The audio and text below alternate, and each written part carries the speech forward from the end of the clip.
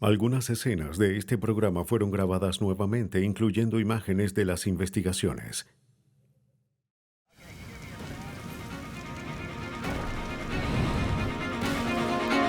Los bomberos apagan las llamas de una casa justo a tiempo, pero revelan el crimen que se trató de ocultar con el incendio.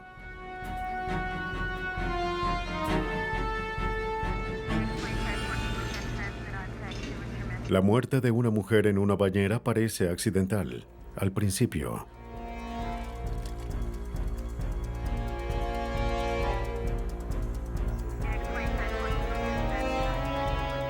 Mientras la policía de Nueva Orleans investiga el reporte de un suicidio, notan ciertos detalles fuera de lugar. Algunos asesinos son expertos en cubrir sus crímenes, aun cuando sus víctimas están a simple vista. Pero un verdadero investigador sabe que la primera impresión, a menudo, es incorrecta.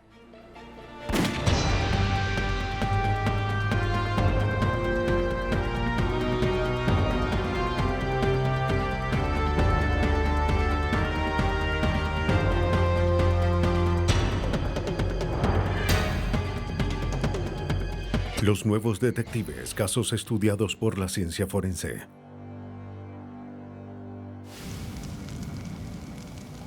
Suposiciones incorrectas. En el pequeño pueblo de Vinton, Virginia, la madrugada del 29 de agosto de 1994, un conductor ve humo que salía de una casa. Los bomberos luchan contra el incendio por horas hasta que tienen todo bajo control.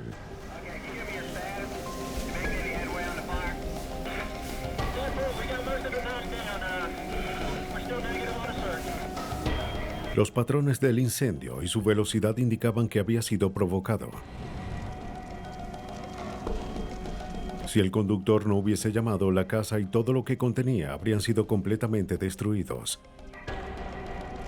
Los bomberos no pudieron salvar a la familia que vivía allí. Había 4 personas muertas, incluyendo 2 niños.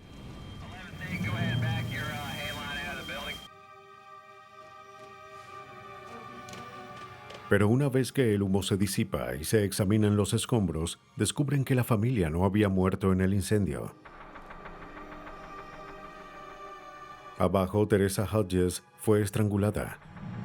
Arriba, Winter Hodges, de 11 años, y Anna Hodges, de 3, recibieron disparos. En la habitación principal, el padre, Blaine Hodges, murió de un simple disparo en la cabeza. Cerca del cuerpo yacía un arma calibre 22 sin cañón. El agente especial de la policía de Virginia, Barry Casey, tenía una teoría sobre lo ocurrido. Era obvio que la evidencia daba a entender que, usaré estas palabras, fue un homicidio-suicidio. Y mientras pasaban las horas, fue cada vez más evidente que fue un homicidio-suicidio. Blaine Hodges había sido acusado de malversar los fondos del Servicio Postal de Estados Unidos. La policía creía que Blaine se sentía desalentado por su sentencia y decidió matar a su esposa e hijos. Luego roció la casa con gasolina, prendió fuego y se disparó en la cabeza.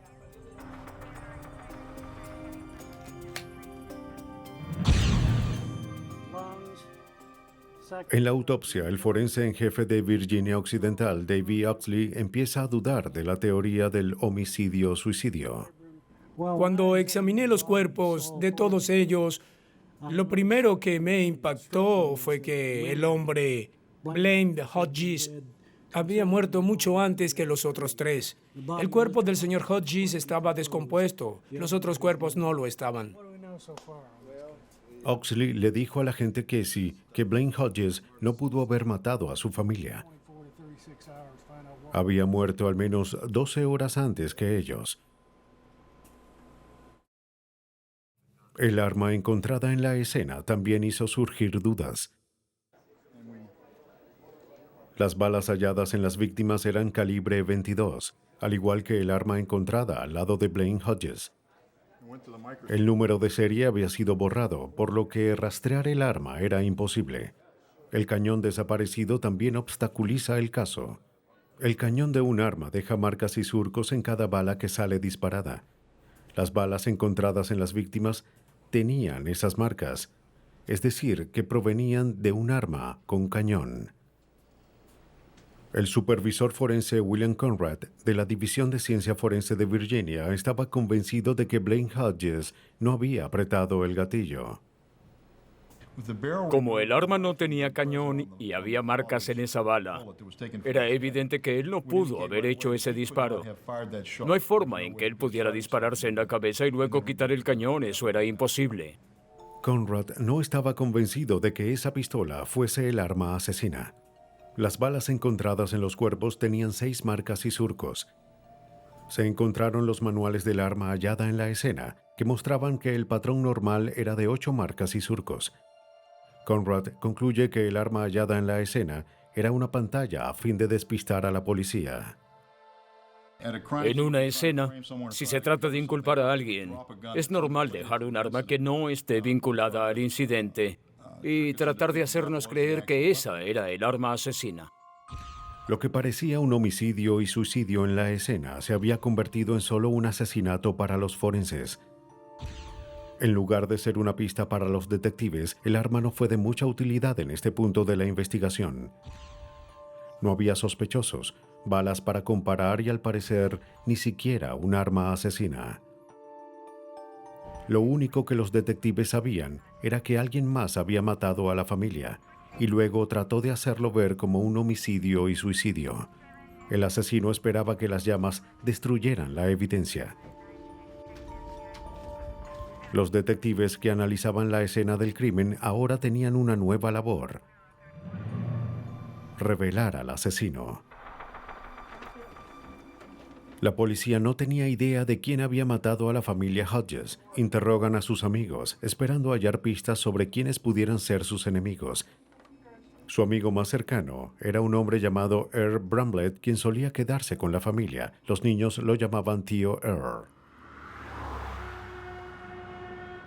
La policía le pide a Bramblett que fuese a la estación para hablar con ellos. Él parecía realmente consternado por las muertes. Pero en medio del interrogatorio, un comentario irreflexivo toma por sorpresa a los investigadores.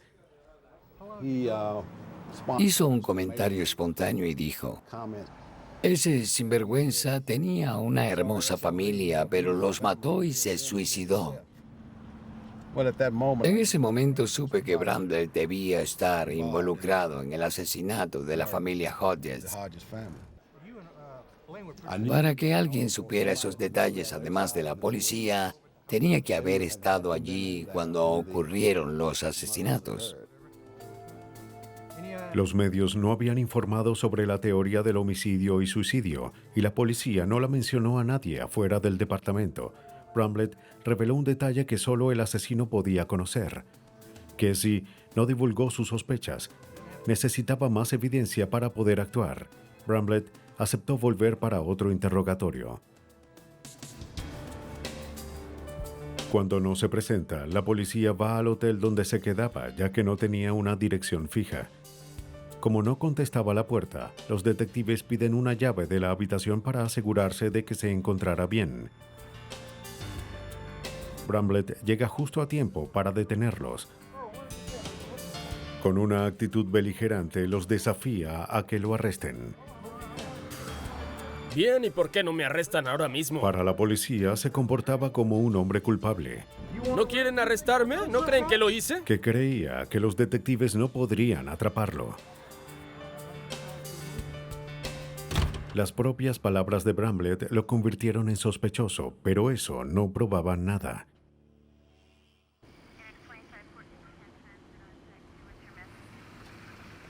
Tres días después del asesinato, la policía coloca una barricada al frente de la casa.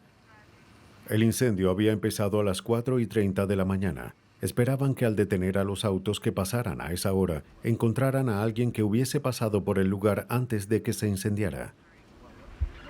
Una mujer declara que vio salir un vehículo de la entrada de los Hodges en el momento del incendio. Ella observó el auto porque era muy inusual.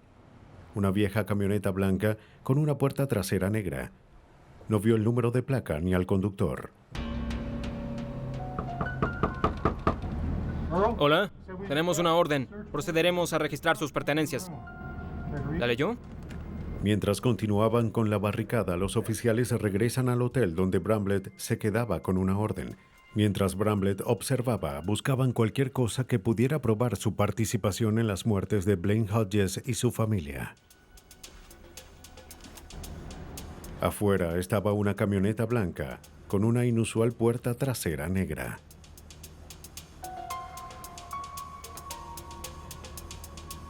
En el asiento delantero, la policía observa varios casquillos de balas calibre 22. Eran de la misma marca y calibre que los encontrados en la escena del crimen. Cuando la aguja percutora golpea una bala, deja una impresión única en el casquillo. William Conrad esperaba comparar los casquillos de la escena del crimen con los hallados en la camioneta de Bramblett. Una vez más, el asesino estaba un paso adelante. Había ocultado las marcas de los cartuchos. Parecía que alguien había puesto los cartuchos, disparado el arma, lo sacó y disparó otra vez. Esto indicaba que alguien trataba de manipular la evidencia a fin de confundir a los forenses sobre lo ocurrido. Conrad no se rendiría tan fácilmente. Entre las marcas manipuladas, buscó similitudes entre los casquillos encontrados en el auto y los de la escena del crimen. Comparamos las marcas. Vimos los patrones duplicables presentes y pudimos decir que las marcas que vimos en ambos casquillos fueron hechas por la misma aguja percutora.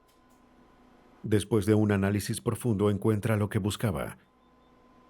Uno de los cartuchos en la escena del crimen tenía una marca idéntica a la de un cartucho hallado en el auto de Bramblett. Encontré varias características únicas, iguales, y pude decir que ambos casquillos fueron disparados por la misma arma, sin mencionar los otros. Los casquillos definitivamente provenían de la misma arma, por lo que Bramblett tenía el arma asesina. Pero eso no bastaba. Conrad aún debía encontrar el arma que disparó esas balas. Mientras los detectives investigan el caso desde otro ángulo a fin de asegurar que Bramblett fue quien hizo los disparos. El asesino había incendiado la casa el lunes 29 de agosto a las 4:30 de la mañana. Para conocer la ubicación de Bramblett en ese momento, la policía va a la empresa donde trabajaba. Allí descubren que él debía estar en su trabajo a las 5 de la mañana el día del incendio. El empleado encargado de revisar los controles de horario observó el de Bramblett y vio que la tarjeta había sido borrada, que la hora que marcó esa mañana del lunes 29 de agosto fue borrada porque no se podía leer la hora en la que llegó. La policía llama al experto en caligrafía Gordon Menzies para saber lo que estaba escrito en la tarjeta. Usando una técnica de luz infrarroja, pude separar la tinta de la palabra sobreescrita o la palabra borrosa, y allí pude ver la palabra 5 y 8 AM. Es decir, 8 minutos después de las 5, el día lunes. La tarjeta confirma que Bramblett llegó al trabajo después de que comenzara el incendio. Pero eso no probaba que él era el responsable, solo que tuvo tiempo para hacerlo. La búsqueda de evidencia continúa.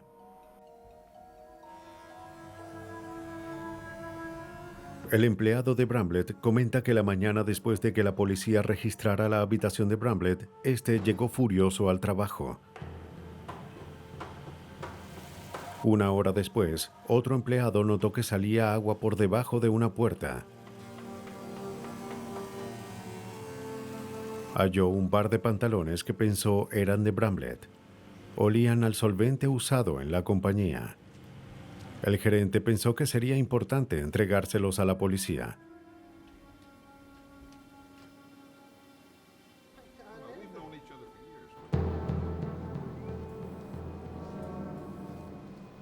Los científicos los analizan, al igual que el agua que tenían. Para identificar los químicos en una tela, se colocan los jeans en un recipiente con un solvente llamado pentano. Después de remojar por 15 minutos, se retira el pentano. El solvente se evapora, lo que deja una mezcla de los componentes que contenían los jeans. El líquido se coloca en un cromatógrafo de gases. Cada componente hallado en los pantalones es identificado. Uno de ellos era un solvente usado por la compañía.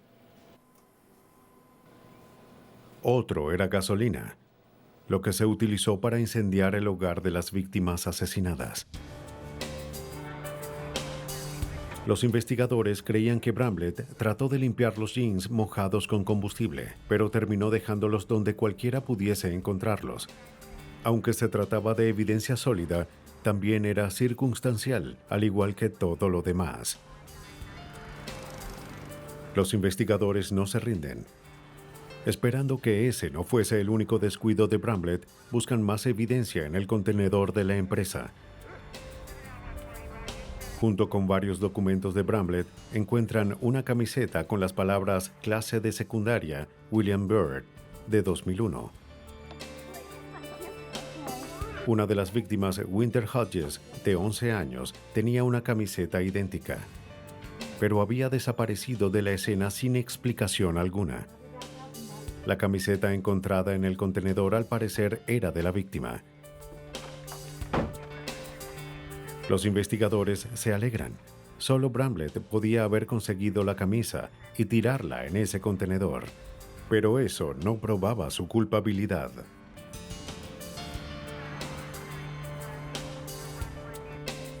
Mientras la investigación de los asesinatos continuaba, Bramlett se marcha del pueblo.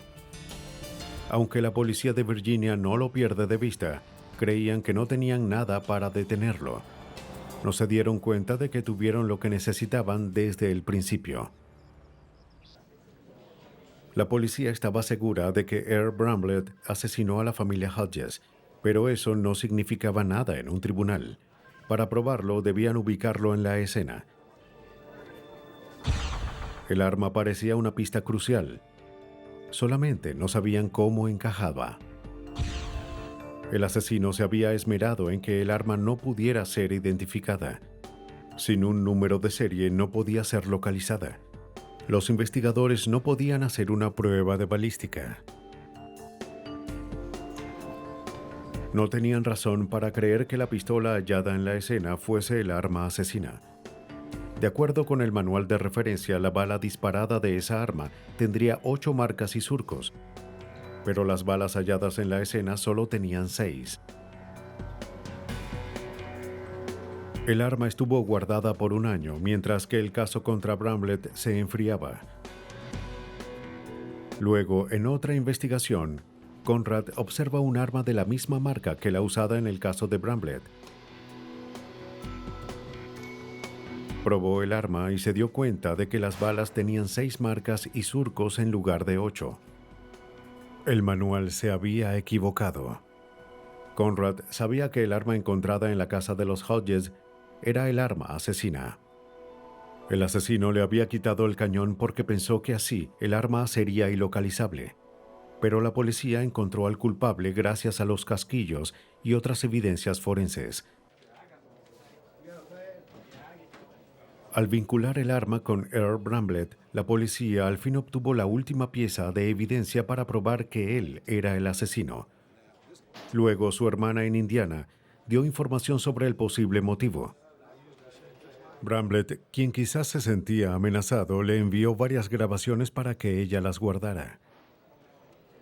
Le dijo que las enviara a la policía si algo le ocurría. Cuando ella supo que su hermano estaba en problemas, envió las cintas a las autoridades de Virginia. En sus diarios de voz, Bramblett hablaba de la atracción que sentía por la hija de 11 años de Hodges. Bramblett había sido sospechoso por la desaparición de 2 niños, pero su culpabilidad nunca fue probada. De acuerdo con las cintas, Bramblett creía que Blaine Hodges, enfrentado con una condena por malversación, se convirtió en informante de la policía. Estaba bajo la falsa impresión de que Blaine estaba usando a su hija para probar que era un agresor infantil. La policía cree que el 27 de agosto de 1994, Bramblett visitó a Blaine en su hogar. Mientras Teresa y los niños estaban de compras, él tomó su arma calibre 22 y disparó a Blaine en la cabeza.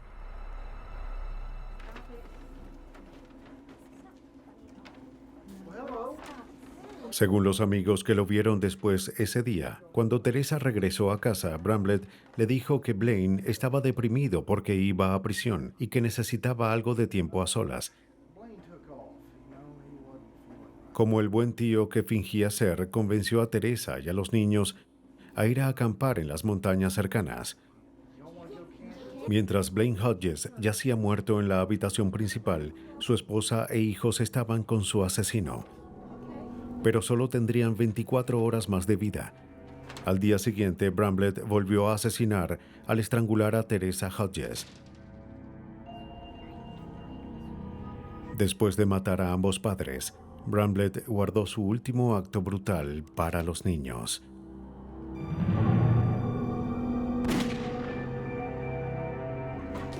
Luego colocó el arma asesina al lado del cuerpo de Blaine Hodges para hacer creer que Blaine mató a su familia y se suicidó.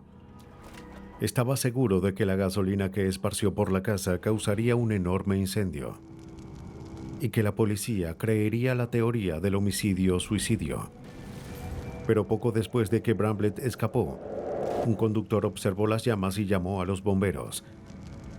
El agente especial Barry Casey reconoce que Bramblett casi se salió con la suya. Su plan fue que si la policía creía lo del homicidio-suicidio, estaría libre y habría vuelto libre a casa. Pero él no sabía que el departamento de bomberos acudiría a la escena en tan poco tiempo y encontrarían los cuerpos arriba. A la policía le tomó casi 2 años construir su caso.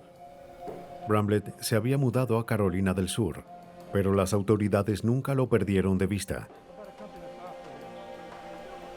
Fue arrestado en julio de 1996. Acusado de 4 cargos de homicidio, fue sentenciado a muerte.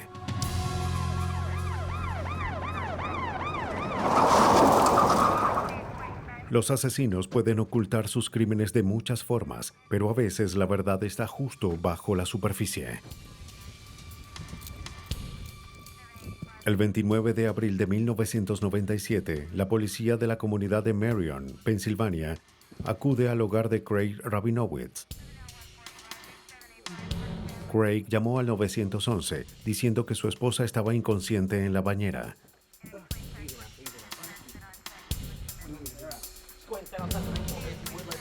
Encuentran a Rabinowitz abrazado a su esposa Stephanie, quien seguía en la bañera. Le dice a la policía que su esposa tenía la cabeza sumergida en el agua. No tenía idea de qué causó el ahogamiento. Los paramédicos tratan de revivirla, pero estaba muerta. El detective Charlie Craig no vio evidencias de que se hubiese cometido un crimen. Mi primera impresión sobre la causa de la muerte, después de ver a Stephanie, de observarla en la sala de emergencias y de hablar con el doctor, era que fue una muerte inexplicable o un accidente. ¿A dónde vas? ¿Pero qué haces? Vamos. Amigos y familiares lamentaron la muerte de una mujer en la flor de la vida. Craig y Stephanie se conocieron cuando él era supervisor de un campamento y ella aún era adolescente. Después de casarse, Stephanie estudió leyes y tenía una prometedora carrera como abogada. Para sus amigos, eran la pareja perfecta. pero su felicidad llegó a un trágico final.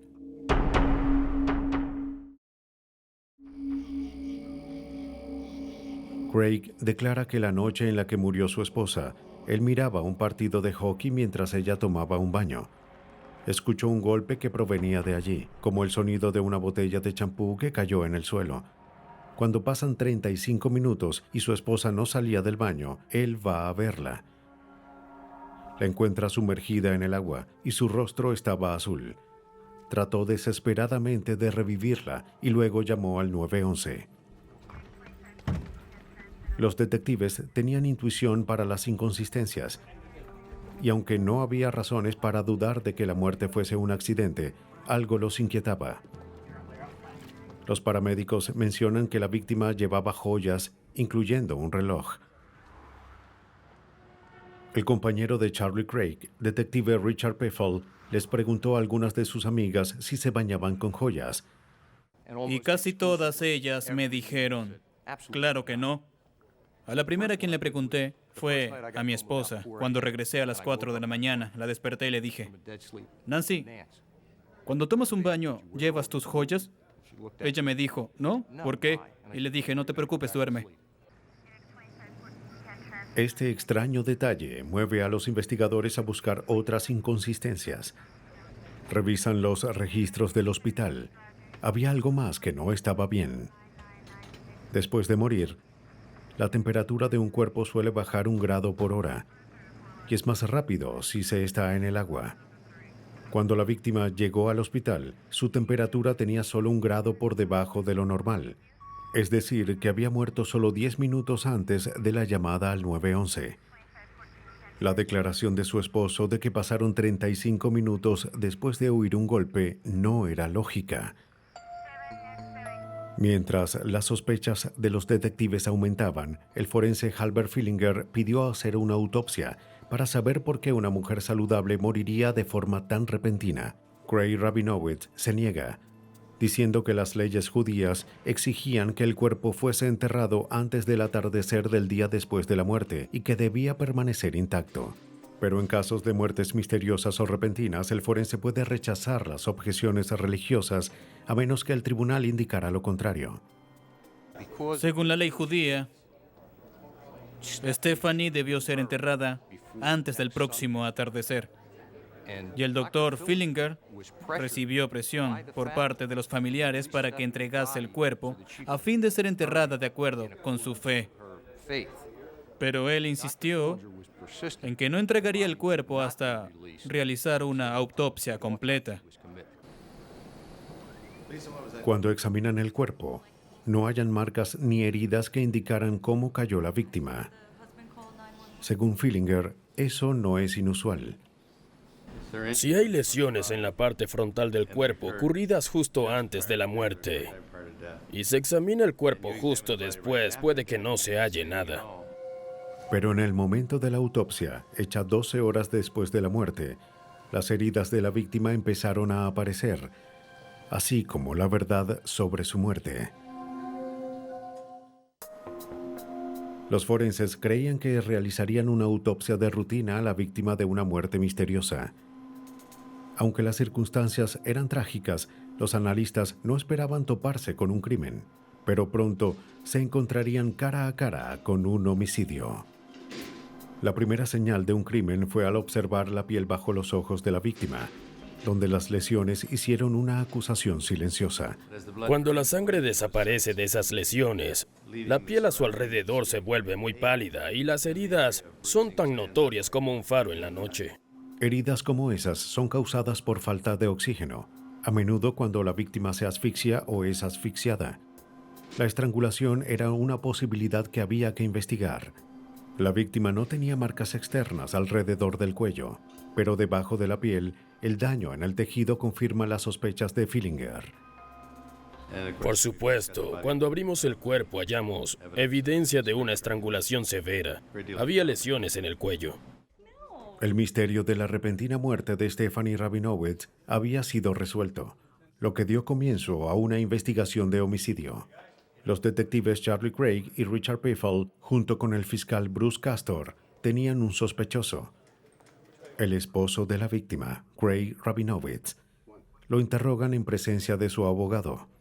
Cuando Charlie entró y les dijo a Rabinowitz y a su abogado que Stephanie murió de estrangulación manual, el abogado se levantó y dijo: Dios mío, ella misma lo hizo. Charlie y yo lo vimos y yo dije: no lo creo. El matrimonio Rabinowitz parecía perfecto. ¿Qué pudo motivar a Craig Rabinowitz a matar a su esposa? La policía obtiene una orden para registrar su casa a fin de buscar un motivo. Mientras que su esposa trabajaba como abogada, supuestamente Craig manejaba un negocio desde su casa. Convenció a varios de sus amigos de invertir en una empresa prometedora.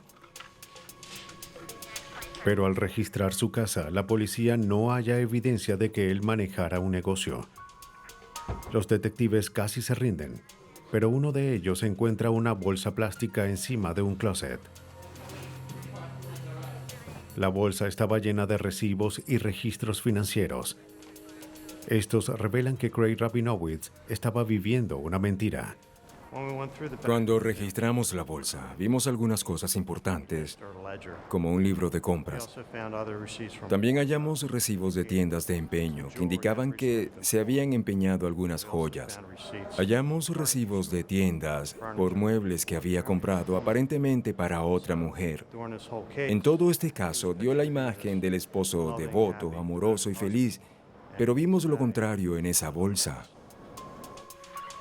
Un contador forense experto en descifrar transacciones comerciales examina los registros. Descubre lo que Craig llamaba negocio. Era en realidad una estafa. Había timado a sus inversores y convencido a su esposa de que rehipotecaran la casa. Luego gastó el dinero, no en un negocio, sino en mantener su vida secreta. Había una deuda de $54,000 que provenía de un solo lugar. Un club de desnudistas en Filadelfia. Estaba saliendo con una de las bailarinas a la que colmaba de obsequios.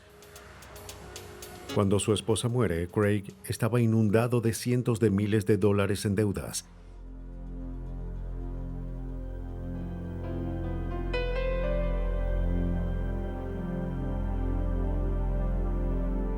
Desesperado por dinero, Craig había adquirido 2 pólizas de seguro de $500,000 cada una. Una era para él y la otra para su esposa.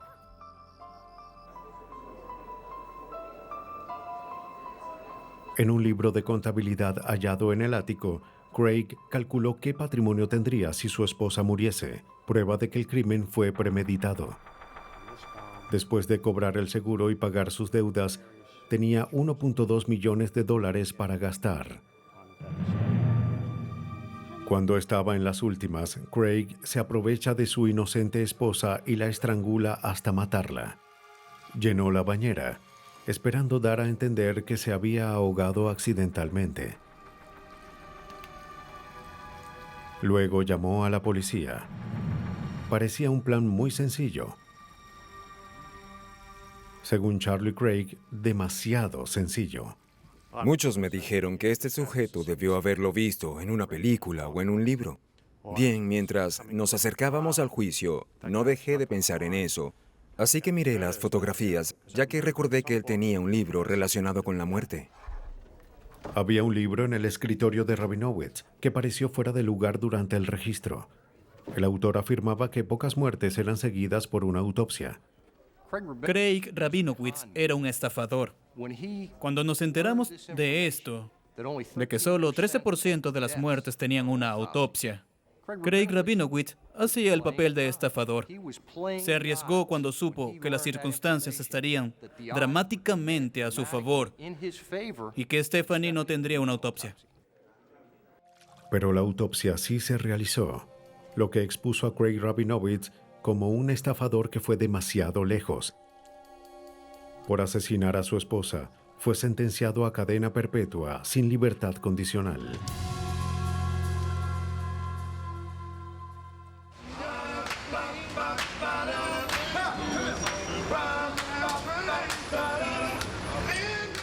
Incidentes sensacionalistas pueden cobrar vida.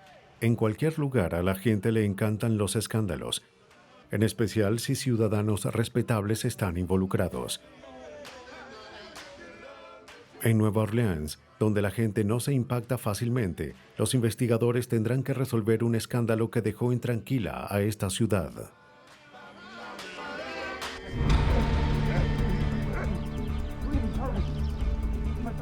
Después de la madrugada del 22 de enero de 1984, Aaron Mintz, de 62 años, llama con desesperación a su vecino, un doctor. Mintz afirma que su esposa se había disparado. Los dos hombres corren hacia la habitación principal.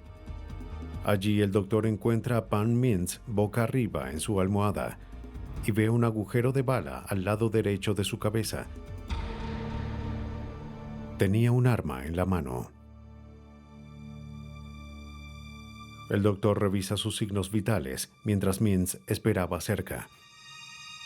Con seriedad, el doctor informa a Aaron Mintz que Pam, la mujer con la que estuvo casado por 32 años, estaba muerta. El doctor llama a la policía para informarles del suicidio.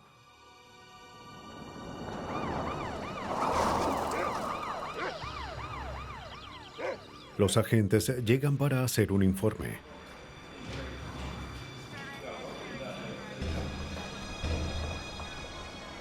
El detective John Dillman dirige la investigación. Poco antes del alba, en la madrugada, me informaron que hubo un suicidio en el hogar de Aaron Mintz. Me dirigí a ese lugar pensando que se trataba de un suicidio. Los investigadores observan la escena, sin esperar nada fuera de lo común. Pero la posición del cuerpo los inquietaba. Sospechaban que la víctima fue movida. El codo derecho de Pam estaba hacia arriba, así, y tenía 2 manchas de sangre, y el extremo de sus antebrazos estaba en el mismo punto. Esas manchas me parecieron extrañas cuando las vi, ya que la sangre no corre hacia arriba, va contra la gravedad. El ángulo del arma en la mano de la víctima también despierta las sospechas de los investigadores. Parecía que fue colocada en su mano después de lo ocurrido. El arma estaba colocada y descargada, por cierto. El arma estaba en su mano, inclinada en esta posición, cerca de su cabeza, donde hubiese sido imposible que apretara el gatillo salvo con su pulgar.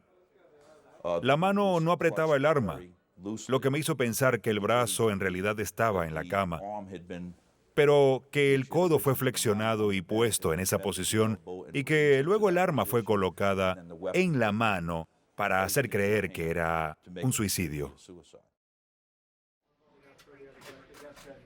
Los detectives empiezan a dudar de que este fuera un suicidio, así que buscan más evidencias de un crimen. Encuentran rastros de sangre en el interruptor del baño. La víctima, quien murió al instante, no pudo haberla dejado. Y el mismo Aaron Mintz había admitido ser la única otra persona en la casa. Pero incluso ese hallazgo no fue nada en comparación con lo siguiente que ven los detectives. En otra habitación encuentran una almohada con un agujero de bala. En un lado había quemadura de pólvora. En el otro había salpicaduras de sangre. El detective Dillman estaba seguro de que la víctima fue asesinada y la almohada fue usada para amortiguar el disparo. Una vez que encontré ese rastro de sangre en la casa y vi la almohada oculta, no necesitábamos un forense para decir, es que todo estaba allí. John no es un suicidio, es un homicidio. La policía comienza una investigación de homicidios a gran escala. El caso parecía fácil de cerrar. El sospechoso evidente era el esposo de la víctima, Aaron. No había nadie más en la casa. La alarma no fue activada. Aaron Mintz era un miembro respetable de la comunidad. Negó haber asesinado a su esposa. Resuelto a limpiar su nombre, Mintz aceptó que se analizaran sus manos para buscar rastros de pólvora.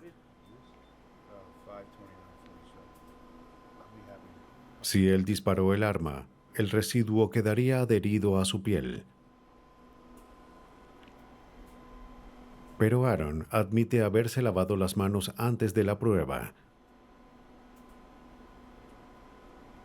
Los resultados fueron negativos. El análisis no pudo probar que Aaron mató a su esposa, pero tampoco probaba su inocencia. Los investigadores ponen su atención en la evidencia hallada en la casa. Se centran en la almohada ensangrentada de la otra habitación y el interruptor del baño. En 1984 aún no estaban disponibles las pruebas de ADN, pero el tipo de sangre coincidía con el de la víctima.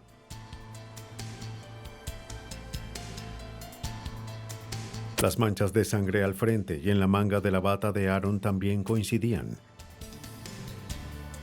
La policía cree que la sangre se adhirió a la bata cuando Aaron movió el cuerpo. Es probable que la manga hubiese tocado el interruptor cuando fue a lavarse las manos. Entonces declara que veía la televisión y se quedó dormido. Sí. ¿Y qué sucedió después? La policía no tardó mucho en encontrar un posible motivo. Descubren que Mintz tenía una aventura con una mujer joven llamada Lois Porsche. Pam Mintz se enteró de la infidelidad de su esposo 2 semanas antes de su muerte. Furiosa lo confrontó. No lo dejaría irse tan fácilmente. Ella no quería ser avergonzada en público. Así que cuando Aaron empezó a aparecer entre su círculo de amigos con la mujer con la que tenía la aventura, Pam se enfadó. Ella iba a quitarle todo lo que tenía y él lo sabía. Los investigadores creen que Aaron mató a Pam para poder librarse de su matrimonio sin perder su fortuna. Según esa teoría, Aaron fue a la habitación de su esposa después de que ella se durmió.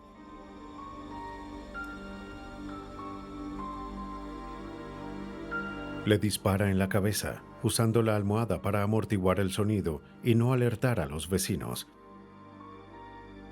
Eso le dio tiempo suficiente para acomodar la escena y hacer que el homicidio pareciera un suicidio.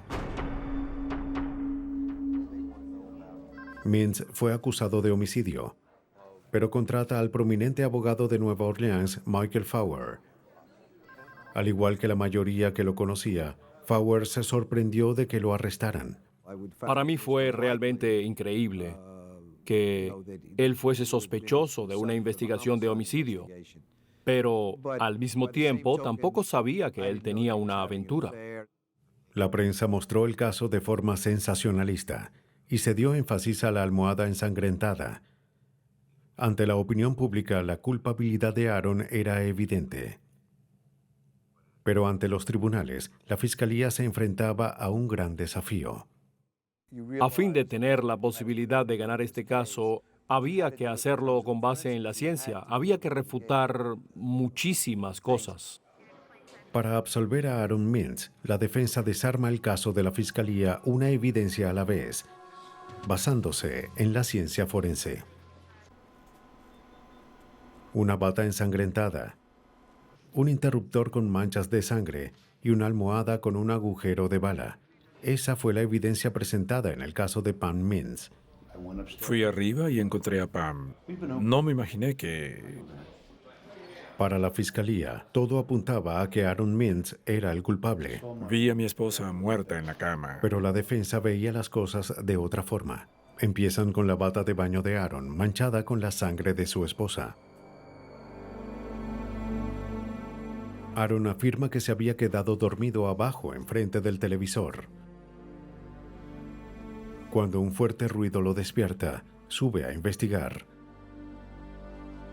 Al encontrar el cuerpo de su esposa y el arma en su mano, su primera reacción fue tomarla en sus brazos y abrazarla. De acuerdo con el abogado defensor, Michael Fauer, esta teoría también explica la sangre en el interruptor. Después de que Aaron abrazara a su esposa, encendió la luz al salir de la habitación, por eso había razones para que la sangre estuviese allí. Había sangre en el interruptor, lo que era lógico, ya que en algún momento fue al baño y se lavó las manos. La teoría explicaba todo, a excepción de la evidencia más dramática, el agujero de bala en la almohada. La fiscalía afirmó que Aaron Mintz usó la almohada como silenciador y que luego la retiró de la cama de Pam para ocultar su crimen. De nuevo la defensa contraataca. En estado de shock por encontrar el cuerpo de su esposa, Aaron quitó la almohada porque estaba aturdido. Solo quería quitarla de su vista y no pensó en lo que creería la policía. Solo sería importante si la almohada fuese usada en el homicidio. Si no usó la almohada para matarla, es como un calcetín sucio, no es importante. Así que simplemente la quitó. Todos cometemos locuras cuando estamos estresados. La defensa declara que como Aaron colocó la almohada donde cualquiera pudiese encontrarla, no tuvo la intención de esconderla. Si él hubiese querido, la habría escondido. Estaba en una casa llena de huecos, rendijas y un ático, pero la dejó en la otra habitación. La defensa estaba decidida a que no se tomase en cuenta la almohada.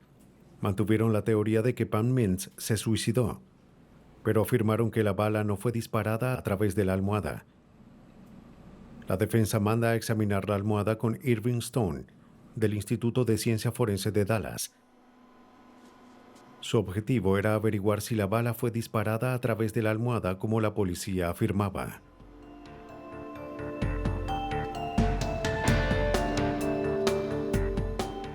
Usando un arma del mismo calibre que el arma asesina, Stone realiza pruebas para simular lo que pasaría si la bala hubiese sido disparada a través de la almohada hacia la cabeza de la víctima. Como objetivo, usa una esponja llena de sangre artificial dentro de una pesada bolsa de plástico. Stone dispara a la bolsa a través de la almohada desde distancias distintas. Concluye que si se hubiese usado una almohada para amortiguar el disparo, en la almohada hubiesen quedado muchos más restos de sangre. Si la bala hubiese atravesado la almohada hacia la cabeza, habiendo una distancia de 15 a 25 centímetros, hubiese habido una salpicadura de sangre que habría caído al otro lado de la almohada. Pero allí no había nada de eso había. En la escena del crimen apenas se notaba la sangre en la almohada. Al contrario, en el laboratorio había salpicaduras y manchas de sangre en un área extensa. Stone también mostró que si la bala hubiese sido disparada así, habría dejado fragmentos de la almohada en el lugar. Uno espera hallar telas, fibras o algún otro tipo de material polimérico alrededor de la herida o dentro de la misma herida. He visto casos donde fragmentos de tela se adhieren a la bala y terminan justo en toda la herida. No se había reportado ningún fragmento de almohada en la cama donde la víctima fue encontrada. Además, el forense no halló rastros de la almohada en la herida. Para Stone, solo había una conclusión. La bala fatal no fue disparada a través de la almohada. Pero quedaba una pregunta.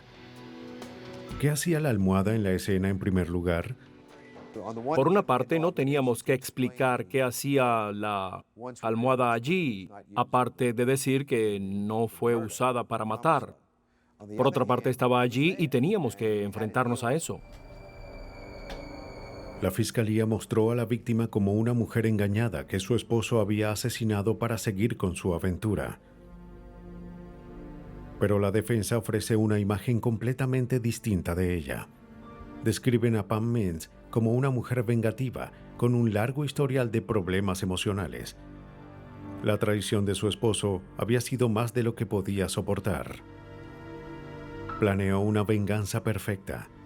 Se suicidaría, pero en el proceso inculparía a su esposo de asesinato. El agujero de bala en la almohada tendría un rol esencial.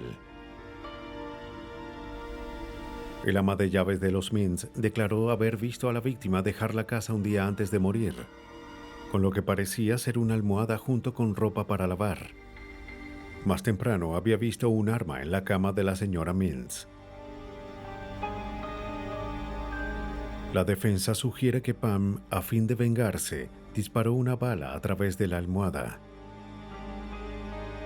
Luego la dejó en su cama mientras se preparaba para suicidarse, sabiendo que parecería que su esposo la había asesinado. Pero no había manera de probar que la víctima disparó el arma el día de su muerte.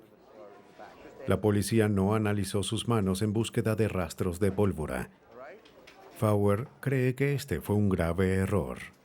A pesar de que estaba en medio de una autopsia o se le iba a realizar una autopsia y sus manos fueron preservadas, nunca se tomó una muestra de sus manos. Así que hasta este día nadie sabe si había algún residuo en sus manos. Tuvieron la oportunidad, pero no lo hicieron.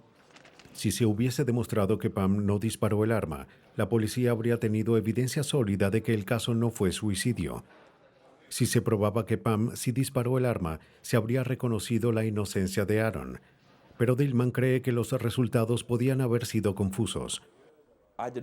No ordené que se hiciera un análisis de pólvora en las manos de Pam Mims, ya que era algo irrelevante. Sabíamos que el arma fue puesta en sus manos y la pólvora tocó sus manos, así que cualquier tipo de prueba habría resultado positiva. Eso no probaría nada. Cuando el caso llegó a juicio, la fiscalía confiaba en la evidencia presentada. Pero el jurado pensó de otra manera y aceptó la versión de la defensa sobre lo ocurrido la noche de la muerte de Pam Mims. La defensa afirmó que ella disparó una bala en la almohada y la colocó en su cama mientras se preparaba para suicidarse. De esta forma, pensaba vengarse de su esposo más allá de la muerte. Pero un análisis forense de la evidencia reveló sus planes. Aaron Mims fue hallado inocente por la muerte de su esposa. Si ocultar un cuerpo no es la mejor opción, queda entonces ocultar el crimen. Pero es difícil revelar un engaño bien planeado. En una escena del crimen, los investigadores siempre van más allá de sus propias suposiciones. Una amplia gama de análisis forenses les dan los medios para hacerlo. Cuando una coartada es increíble o demasiado simple, si se trata de una mentira, no pasará un análisis profundo. Los asesinos que creen lo contrario siempre descubrirán que sus suposiciones son incorrectas. Algunas escenas de este programa han sido representadas, incluyendo la descripción de investigaciones realizadas en la escena del crimen. En Virginia, un aviso clasificado atrae a un asesino a la casa de su víctima. La policía tiene que determinar la identidad del asesino y solo cuenta con unos casquillos vacíos. Un romance vía internet resulta mortífero y las autoridades de Texas no tienen forma de identificar al sospechoso. Recurren a especialistas en computación para rastrear a un asesino por el ciberespacio. En California, 2 mujeres son asesinadas el Día de la Madre en un garage de la ciudad. Los detectives dependen de las víctimas para hallar al asesino. Tienen al hombre equivocado. A menudo las personas asesinadas son víctimas de alguien que conocen y en el que incluso confían. Pero los forenses pueden descubrir la verdad y desenmascarar al criminal que tiene intenciones asesinas.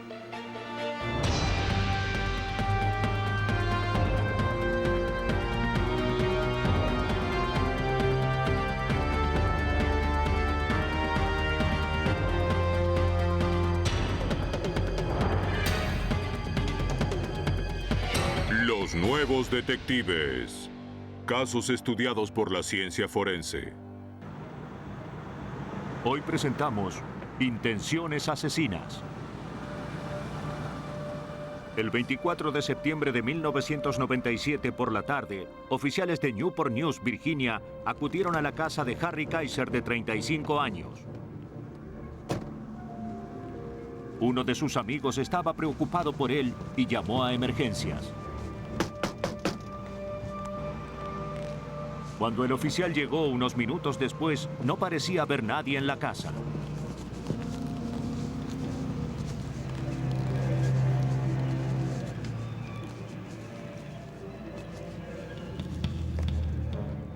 Pero cuando rodeó la vivienda, vio que un hombre yacía inmóvil en el suelo. Estaba sujeto a una silla. El oficial no sabía si el agresor aún estaba dentro, de modo que ingresó a la casa con cuidado. Cuando comprobó que no había nadie, acudió en auxilio de la víctima. El hombre, Harry Kaiser, estaba amordazado y atado con cinta aisladora. Le habían disparado en la cabeza, pero aún tenía pulso. 21-24, envíen un médico. Hay un hombre con una herida de bala en la cabeza. Los paramédicos acudieron al lugar. Harry Kaiser se encontraba grave. ¿Qué tienes ahí? Vamos. Después de retirar la cinta, el equipo examinó a la víctima.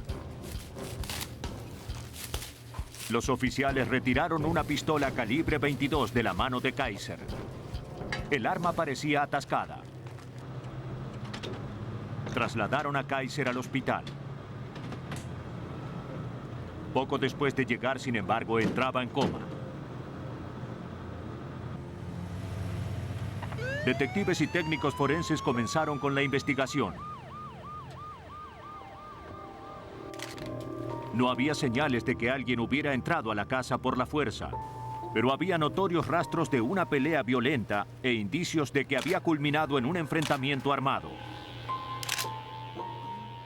En la pared hallaron una bala de bajo calibre que parecía proceder de la pistola 22 de Kaiser.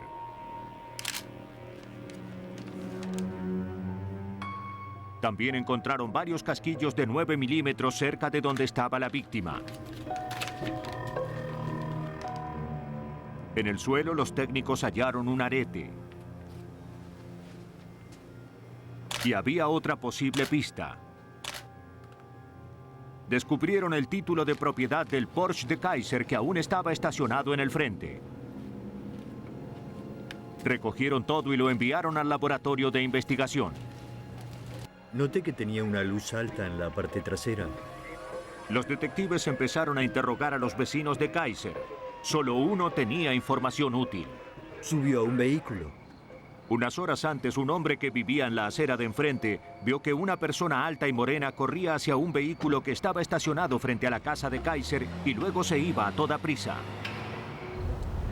Pero el testigo no llevaba sus anteojos en ese momento y no pudo hacer una descripción del hombre que vio. Yo no lo pude ver bien. El detective Richard Gaddis solo pudo encontrar una pista. El testigo advirtió que el vehículo al que subió esa persona tenía una tercera luz en la parte trasera que era muy alta. Eso fue lo que pudo ver sin anteojos. Se fue calle abajo. ¿Cuál es su relación? Con la esperanza de hallar más información útil, los investigadores interrogaron a la mujer cuyo llamado a emergencias había llevado a la policía a casa de Kaiser la noche anterior. La mujer explicó que Kaiser quería vender su Porsche por medio de un anuncio en el periódico. Él le dijo que un posible comprador, un hombre afroamericano joven y alto, lo había llamado insistentemente a su teléfono celular y que había ido a la casa sin anunciarse varias veces. Su amiga declaró que poco antes del crimen, Kaiser la había llamado y le había dicho que el comprador había vuelto a la casa. Aguarde, por favor. Tras una breve visita, el hombre se fue. Le dijo que iba a un comercio y volvería pronto. Esto me produce miedo. Pero Kaiser intuía que algo andaba mal. Sí, ahora. Tomó su pistola calibre 22. Se comunicó con su amiga y le pidió que volviera a llamarlo en media hora. Ella lo llamó, pero nadie contestó. Muy bien, entiendo. A los efectos de buscar más pistas, los detectives dieron a conocer detalles del incidente y de la investigación a las estaciones de policía de la zona. Poco después, recibieron un dato de la policía del condado de York, Virginia. Pocos meses antes de que agredieran a Harry Kaiser, un hombre del condado de York que vendía un auto de lujo tuvo un enfrentamiento con un comprador amenazador. Bueno, yo pido $28,000 por este vehículo. Un hombre afroamericano joven y alto acusó al vendedor de discriminarlo y no querer venderle el auto. El vendedor sintió tanto temor que de inmediato informó a la policía sobre el incidente. ¡Tendré este auto!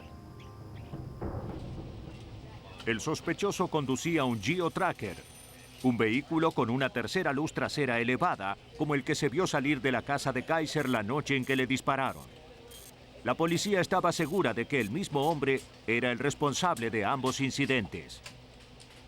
Los investigadores sabían que tenían que hallar la manera de identificar al sospechoso antes de que hubiera otra víctima.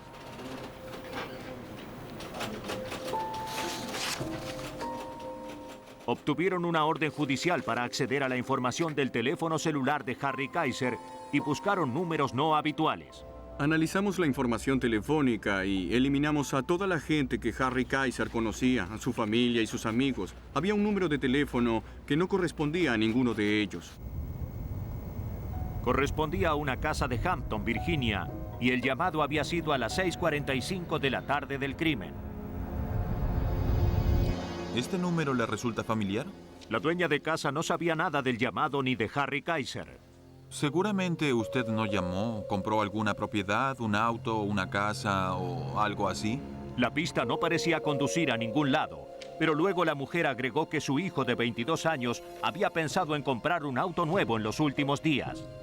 Su nombre, dijo, era James Gatling. Suele volver a casa.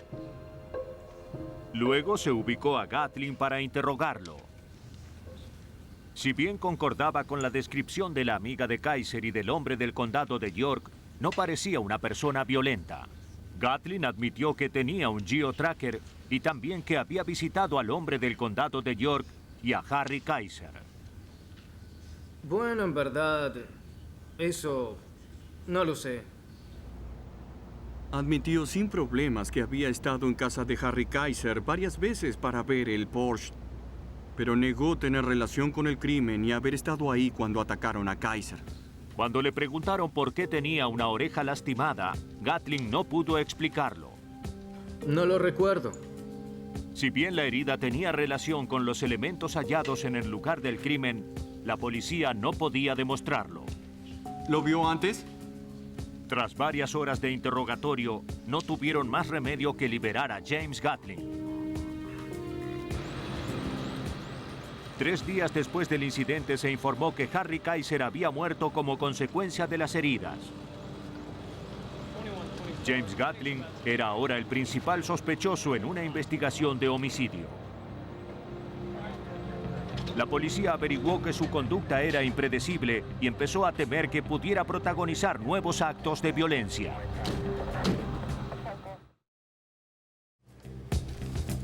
La policía de Newport News, Virginia, cerraba el cerco en torno del sospechoso del asesinato de Harry Kaiser, un mecánico de autos de 35 años.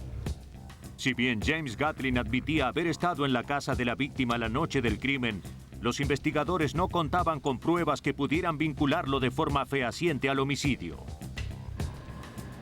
Los investigadores buscaron la manera de relacionar a Gatling con el asesinato. Enviaron los casquillos de 9 milímetros que hallaron en el lugar del crimen al forense John Ward de la Comisión Estatal de Virginia de Ciencia Forense ubicada en Norfolk. Empezamos a trabajar en el caso cuando recibí un llamado del detective Gaddis. Me informó sobre un asesinato y que habían hallado unos casquillos en el lugar del crimen. Tenían un sospechoso, pero no hallaban el arma. Luego de fotografiar minuciosamente las pruebas con una cámara digital, Ward ingresó las imágenes en una base de datos nacional llamada DragFire. Esta base de datos informa a los forenses si las balas halladas en el lugar de un asesinato pertenecen a un arma que ya se haya usado en otro crimen. Cuando se dispara una bala, las imperfecciones del cañón del arma dejan su marca en el casquillo. Al examinar esas marcas al microscopio, las mismas son tan únicas como una huella digital. La base de datos DragFire busca en sus archivos otros casquillos que tengan marcas similares. Cuando Ward encuentra un posible símil, superpone las imágenes para corroborar si las marcas son idénticas. Ward descubrió que el arma que se usó para matar a Harry Kaiser se había utilizado en otro crimen hacía menos de un año. Por las estrías que hay en la parte superior.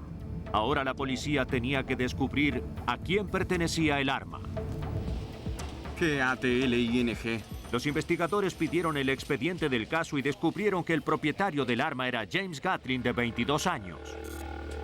9 meses antes, Gatlin había sido el sospechoso en un incidente con armas de fuego en un restaurante. Pero las pruebas de balística de aquel momento determinaron que el disparo no procedía del arma de Gatlin.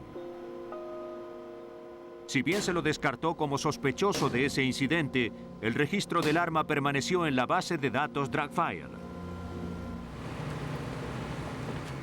Para los investigadores era un gran paso adelante.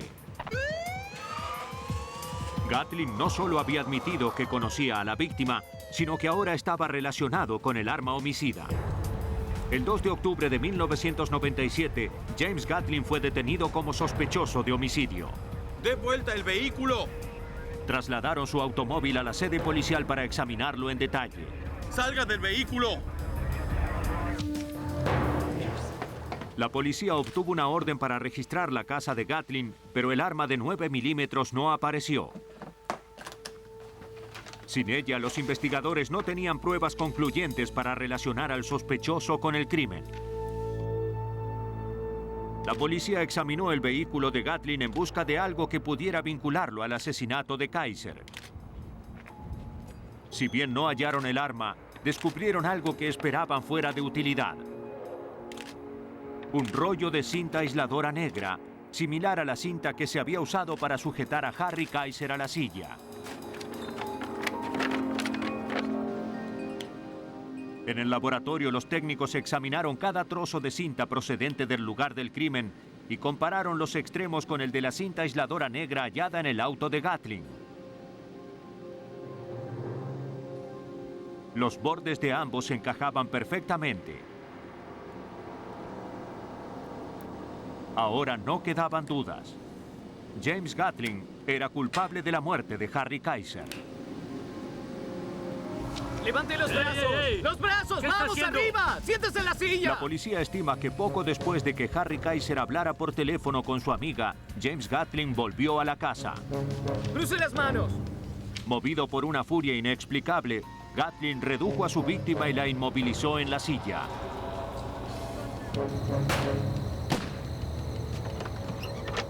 Tras efectuar un disparo, el arma de Kaiser se atascó. Gatlin abrió fuego contra el mecánico de 35 años y se fue del lugar. James Gatlin fue condenado a reclusión perpetua por el homicidio en primer grado de Harry Kaiser.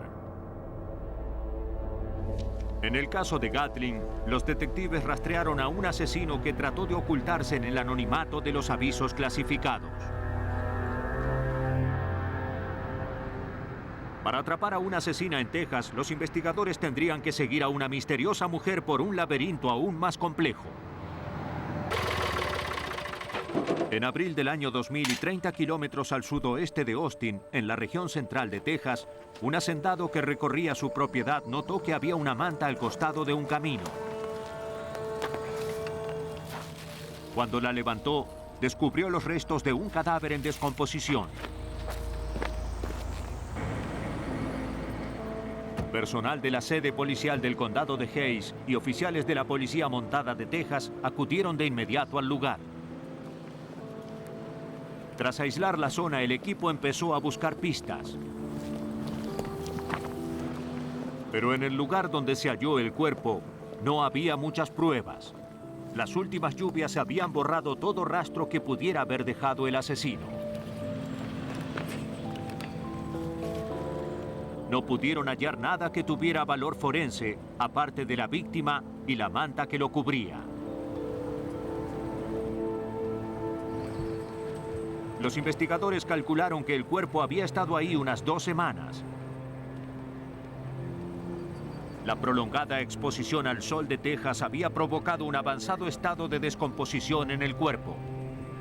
Diferentes ángulos. Según el capitán Sam Williams de la policía del condado de Hays, identificar a la víctima sería una tarea difícil. Debido al avanzado estado de descomposición, no era posible obtener huellas digitales, de modo que aquí no íbamos a obtener ninguna información. La cabeza está muy descompuesta. En la autopsia, el forense determinó que la víctima había muerto como consecuencia del impacto de una bala calibre 22 en la cabeza, disparada seguramente con un rifle. Pero no había forma de determinar la edad de la víctima, ni tampoco qué aspecto había tenido en vida. A los efectos de que contribuyera a la identificación, los investigadores recurrieron al Dr. Dave Glassman, profesor de antropología forense de la Universidad del Sudoeste de Texas. Al medir la distancia entre las cejas y las dimensiones de los ojos y la nariz, el Dr. Glassman determinó que el cráneo era el de un hombre caucásico. Para establecer la edad, examinó las suturas, las zonas donde los huesos de la cabeza se conectan entre sí, que se van cerrando con el tiempo. Una de ellas, la sutura basilar, llamada así por su ubicación en la base del cráneo, se cierra en la mayor parte de las personas entre los 19 y los 24 años de edad. Como la sutura basilar se había cerrado, determiné que el individuo tenía más de 19 o 20 años, pero las suturas internas estaban en el comienzo del periodo de cierre, lo que indica que el individuo debía tener entre 19, 20 o 30 años de edad. Con los análisis del Dr. Glassman, los detectives podían reducir la búsqueda de personas desaparecidas a hombres jóvenes blancos. Y si bien varios expedientes correspondían a estos datos, solo había un caso de desaparición en las semanas inmediatamente anteriores al descubrimiento de la víctima. Los archivos indicaban que Kerry Cuyaba, estudiante de 20 años de la Universidad A&M de Texas, había desaparecido 2 semanas antes. Sus padres y su compañero de habitación habían informado a la policía universitaria de la desaparición. Solo los dientes de la víctima podían contribuir a una identificación, de modo que los detectives se comunicaron con el dentista de la familia Cuyaba. Consultaron al dentista por teléfono y este describió con gran minuciosidad cada uno de los dientes de la boca de su paciente, lo cual en el ámbito forense es tan útil como una huella digital. La búsqueda de un estudiante universitario desaparecido coincidía ahora con una investigación de homicidio. Pero como no tenían nada que los orientara hacia un sospechoso, los investigadores tenían ante sí un largo camino para poder dilucidar este caso. De acuerdo. Las autoridades de Texas habían identificado los restos humanos hallados en una hacienda rural. Pertenecían a un estudiante de la Universidad A&M de Texas, Kerry Cuyaba, de 20 años. Los investigadores buscaban a un sospechoso, por lo que interrogaron al compañero de habitación de Cuyaba, que había informado sobre su desaparición. Tomó su bolso y luego se fue. Dijo a los detectives que poco antes de desaparecer, Cuyaba había hecho planes para visitar a una mujer de San Antonio, a la que había conocido 3 meses antes por internet. No te digo que es grandiosa. ¿Quieres ver una fotografía? Aunque no habían hablado personalmente, Cuyaba parecía enamorado de las fotografías que le enviaba la joven que se llamaba Kelly McCauley. Es bella, ¿verdad? El detective Will Scott del Departamento de Policía Universitaria estudió en detalle el romance cibernético. El día que Kerry salió de la universidad era el día en que debía encontrarse por primera vez con Kelly en San Antonio. La razón por la que no habían hablado antes era, según sus compañeros y amigos, que Kelly tenía la mandíbula fracturada porque un exnovio la había golpeado. Debido a eso estaba imposibilitada de hablar por teléfono, pero igual pudo comunicarse durante 3 meses mediante su computadora. Su compañero de habitación dijo que Kerry salió en su automóvil rumbo a San Antonio. Debía volver al terminar el fin de semana, pero nunca lo hizo. Muy bien. Bien. A pesar de ello, durante los días siguientes recibió mensajes de Cuyaba por correo electrónico. Le decía que estaba muy bien con Kelly y que se quedaría con ella un tiempo más. Los investigadores querían interrogar a Kelly McCauley, tal vez la última persona que había visto a Kerry Cuyaba con vida. Pero la joven rubia resultó ser un verdadero misterio. Bien, veamos. No sé si será posible. Los investigadores no pudieron hallar ningún dato sobre ella en San Antonio ni en ningún otro lugar del estado. Y ubicarla en Internet mediante su apodo resultó ser más difícil que lo previsto. Cuando se tiene una dirección de correo electrónico es más fácil, pero cuando hay que empezar a navegar por Internet todo se vuelve muy anónimo. Hay muchos niveles diferentes que recorrer y todo se hace cada vez más anónimo. Mientras los detectives del condado de Hayes seguían buscando a la esquiva Kelly McCauley, la policía de la Universidad A&M de Texas descubrió una pista. Bien. Encontraron el auto de Kerry Kuyaba en un aeropuerto cerca de la universidad.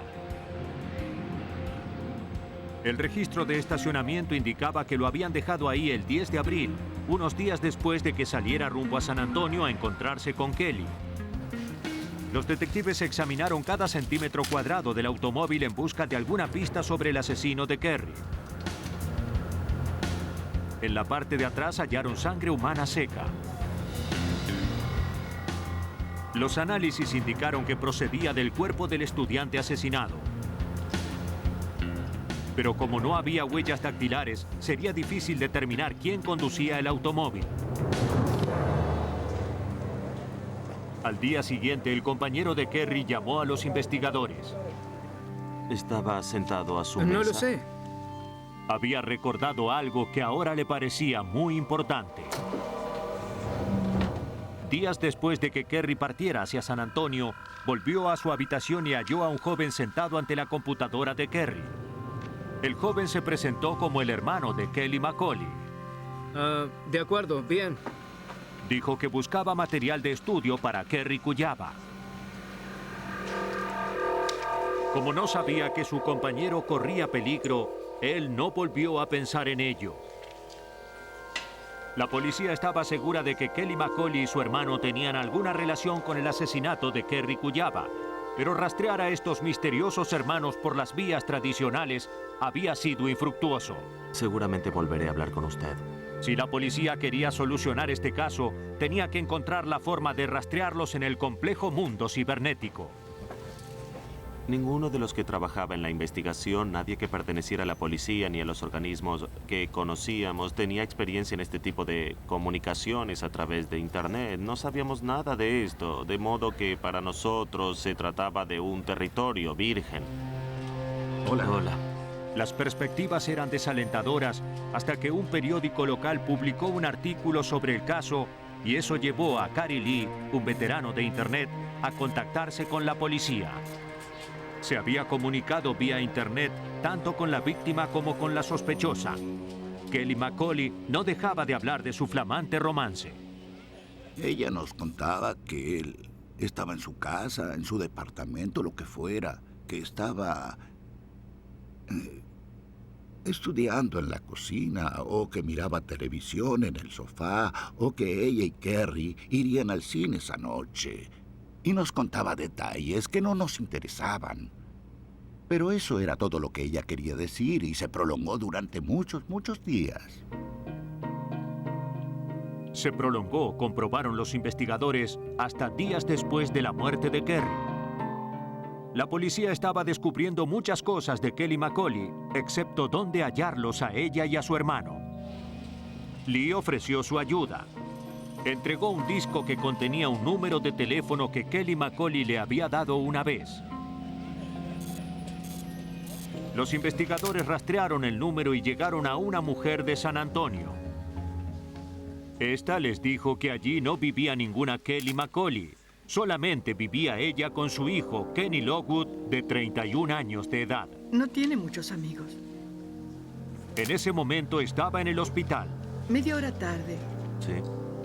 Sí. Sí, así es. La salud de Kenny le impedía trabajar y este tenía dos amores en la vida, dijo su madre, las computadoras y la Universidad A&M de Texas. Cuando la universidad lo rechazó el año anterior, Lockwood empezó a pasar al menos 12 horas diarias en la página web de la universidad. Los investigadores pidieron una orden judicial y registraron la casa. Vieron una mancha roja en la alfombra bajo el sofá. Los análisis indicaron que se trataba de sangre humana. Los investigadores registraron el dormitorio de Kenny. Vean lo que hallé. Oculta en el armario hallaron un arma del tipo de la que se había usado para matar a Kerry Kuyaba. Lo más concluyente, sin embargo, fue una fotografía que encontraron en la mesa de Kenny Lockwood. Tomen eso. Era la mujer que estaban buscando. Una fotografía de la persona que conocían con el nombre de Kelly McCauley y la habían cortado de una revista. Los investigadores concluían ahora que Kelly McCauley era solo una ficción. La chica de los sueños de Kuyaba era solo un señuelo. Bien. Los investigadores confiscaron la computadora de Lockwood, así como también disquetes y distintos documentos. La única forma de demostrar que había engañado a Kerry era examinar su computadora y la de Kerry y recuperar las conversaciones que habían mantenido por internet la inexistente Kelly y un Kerry Kuyaba inocente.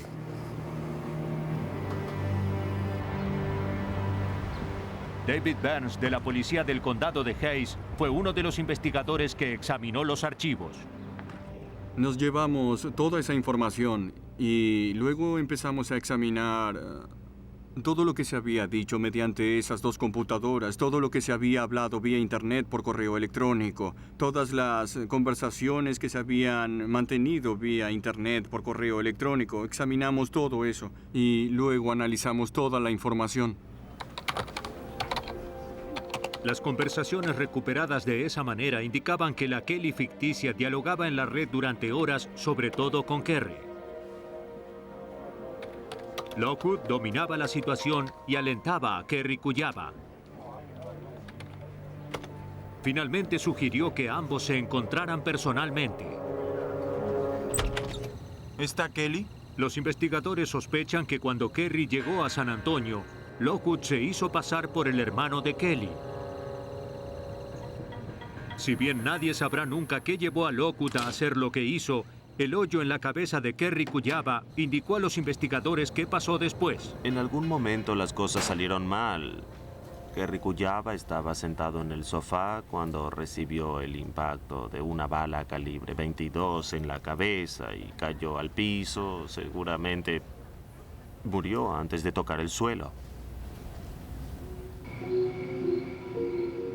Lockwood colocó luego el cuerpo en la cajuela del auto de Kerry, condujo hasta una zona rural y allí abandonó a su víctima. Continuó con la representación y escribió desde la computadora de Kerry mensajes tranquilizadores a los familiares y amigos de este. Aquí está el señor Lockwood. El 27 de abril de 2000, Kenny Lockwood, que aún se recuperaba de una enfermedad incierta en el hospital, fue detenido por homicidio. Cuando lo interrogaron, confesó el crimen. Nos brindó una confesión parcial. En un momento llegó a admitir que el asesinato había tenido lugar en su casa. Nos explicó la historia entre él y Kerry. Dijo que se encontraron y que se había hecho pasar por Kelly. Pero nunca llegarían a juzgarlo por su crimen. Poco después de su detención, Kenny Lockwood se quitó la vida. Es muy bella. ¿Quieres ver una foto? Kerry Kuyaba halló la muerte cuando creyó en las palabras de un desconocido. Pero hasta una noche en familia puede volverse mortífera. 9,5 millones de personas viven en Los Ángeles, California. Muchos llegan aquí en busca de fama y fortuna. Pero la noche del Día de la Madre del año 1995, el nivel superior de un garage de estacionamiento de la ciudad se convirtió en escenario de una pesadilla familiar. A las 11 de la noche, paramédicos y oficiales del Departamento de Policía del Condado de Los Ángeles acudieron al garage. Paul Carassi, de 30 años, y su hijo, de 2 años, habían sobrevivido al ataque de agresores desconocidos. No así la madre de Paul, Doris Carassi, de 61 años, y su exnovia, Sonia Salinas, de 29 años. Las dos mujeres quedaron prácticamente decapitadas como consecuencia del violento incidente. Se trasladó a Paul Karasi al hospital con una herida grave en la mano, tras lo cual la policía empezó a examinar el lugar. Los artículos personales que se hallaron cerca de las víctimas sugerían que el ataque había sido repentino, sin previo aviso. La policía examinó y tomó muestras de decenas de manchas de sangre. Mientras los investigadores seguían buscando elementos que les permitieran reconstruir lo que había pasado, llegó otro llamado de urgencia. Había tenido lugar un incidente similar a unos 7 kilómetros. Mientras los oficiales del condado de Los Ángeles continuaban examinando el escenario de un brutal doble asesinato, les informaron que había tenido lugar otro incidente a unos kilómetros de allí. A un costado de la carretera, la policía encontró a Donna Lee, de 44 años. Apenas consciente, dijo que alguien había tratado de robarle y llevarse su auto cuando ella se había apartado del camino. La habían apuñalado en el abdomen y tenía una fuerte hemorragia. A pesar de la gravedad de la herida, logró resistirse a su agresor. Donna fue trasladada al hospital. La policía empezó a examinar el lugar en busca de pistas que permitieran identificar al agresor. A unos metros de donde hallaron a Donna Lee, encontraron varias cosas pertenecientes a las víctimas del incidente del garage. Recuperaron el documento de identidad de Sonia Salinas, documentos de Paul Karasi y una bolsa manchada de sangre de su madre. Cerca de ahí, los oficiales hallaron otra pista. Un cuchillo manchado de sangre, posiblemente el mismo que se usó en ambos casos.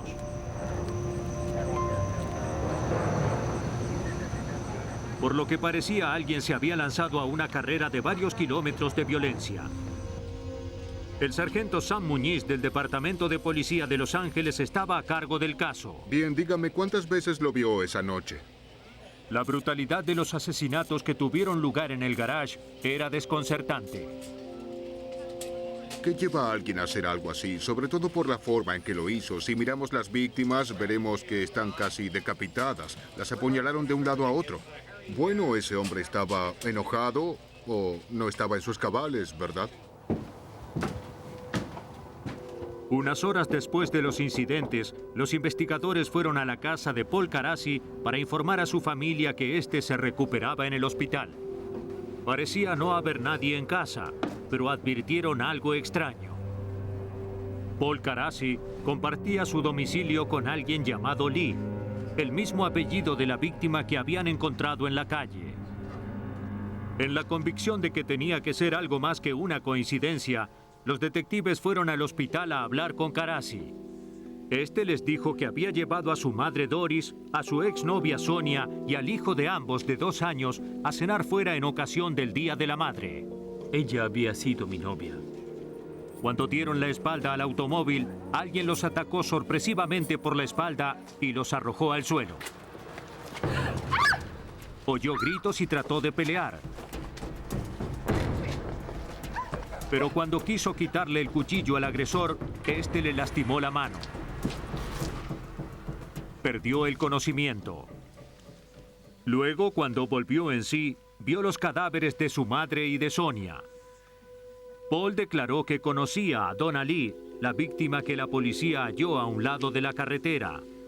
Al volver, ambos trabajaban en un banco y tenían una relación sentimental.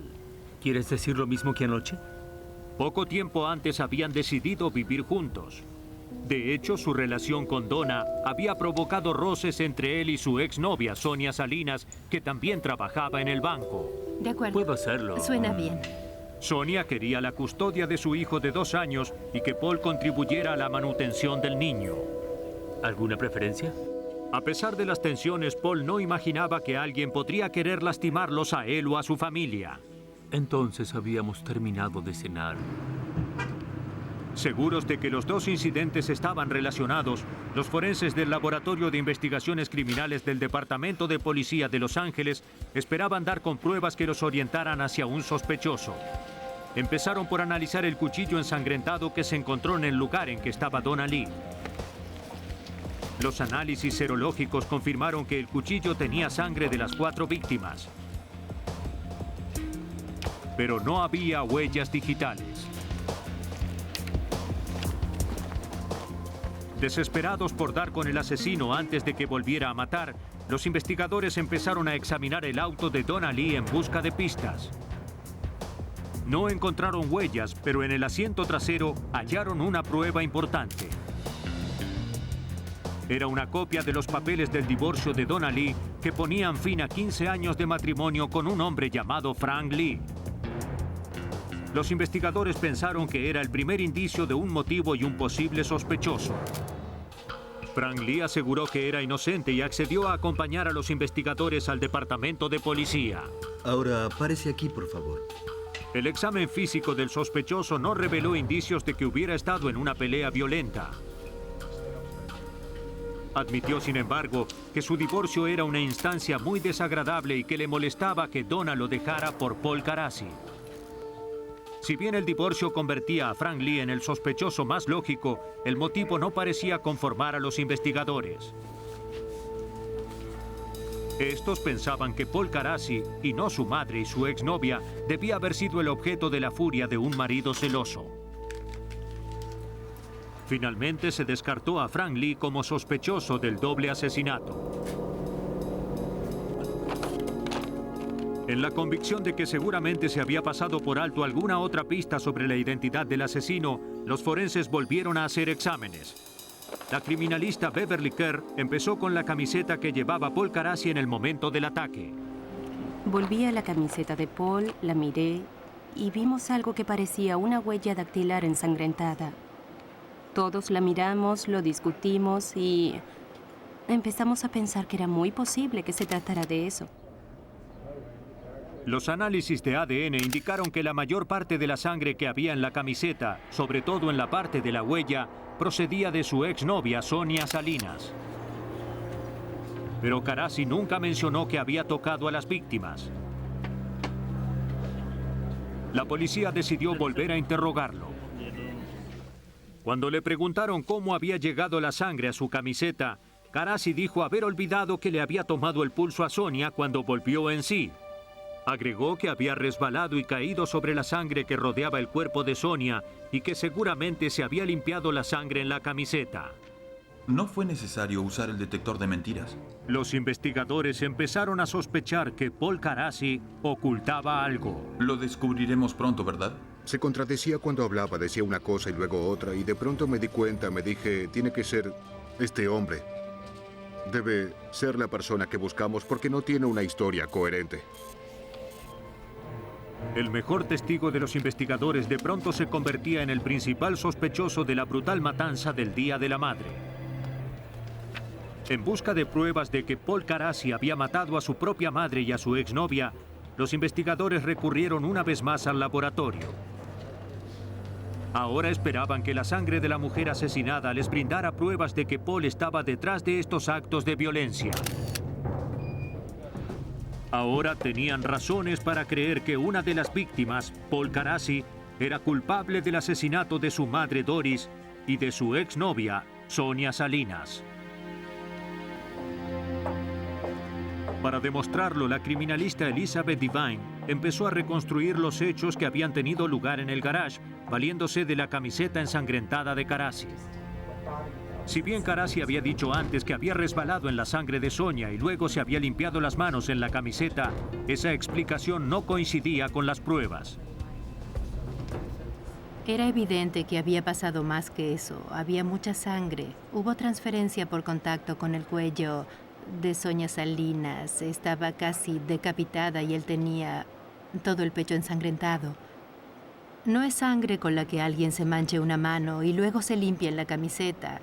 Es algo que está sangrando sobre la piel del otro durante cierto lapso de tiempo. Los forenses determinaron que la huella de la camiseta de Carassi no era de él. la había dejado Sonia Salinas.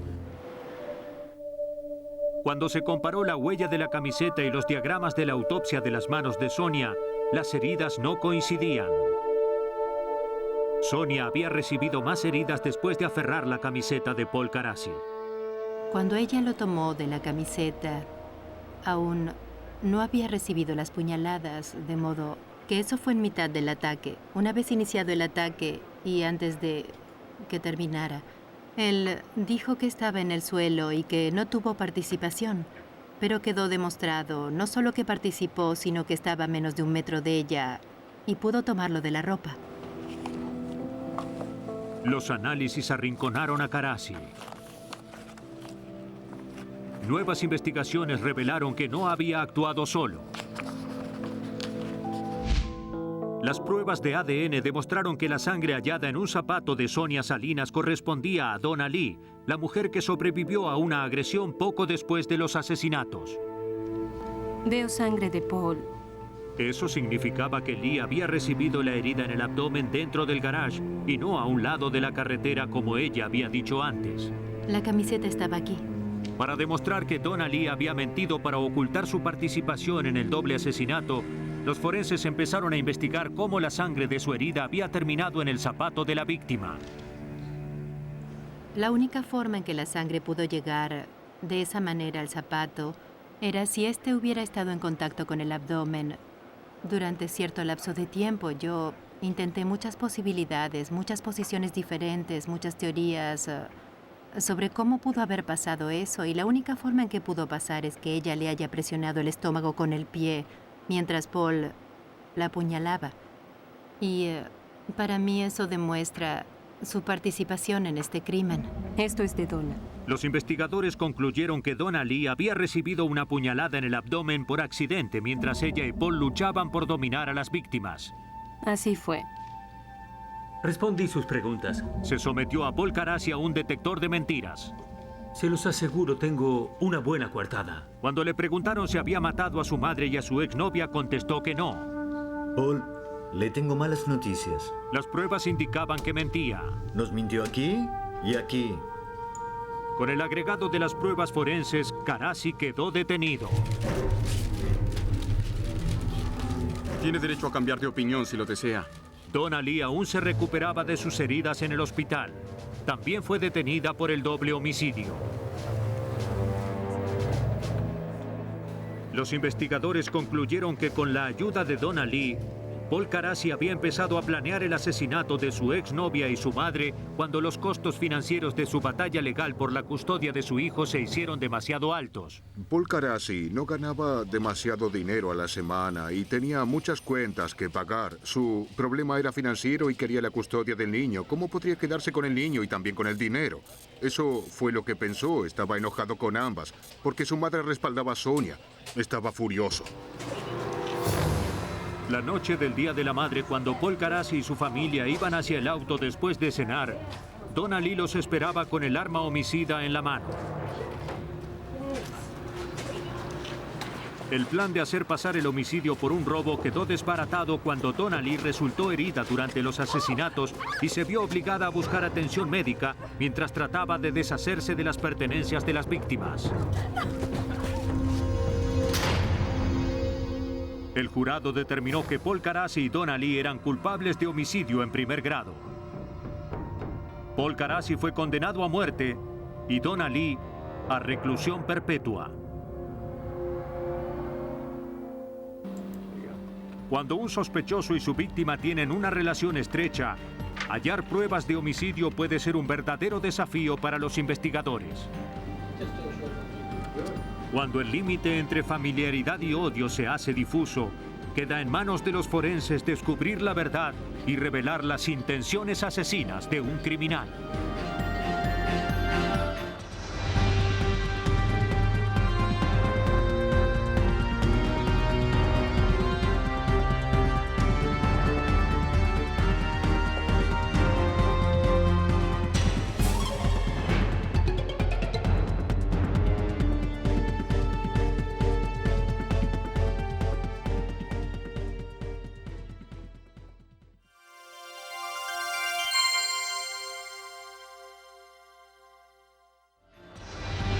Versión en español, Palmera Record.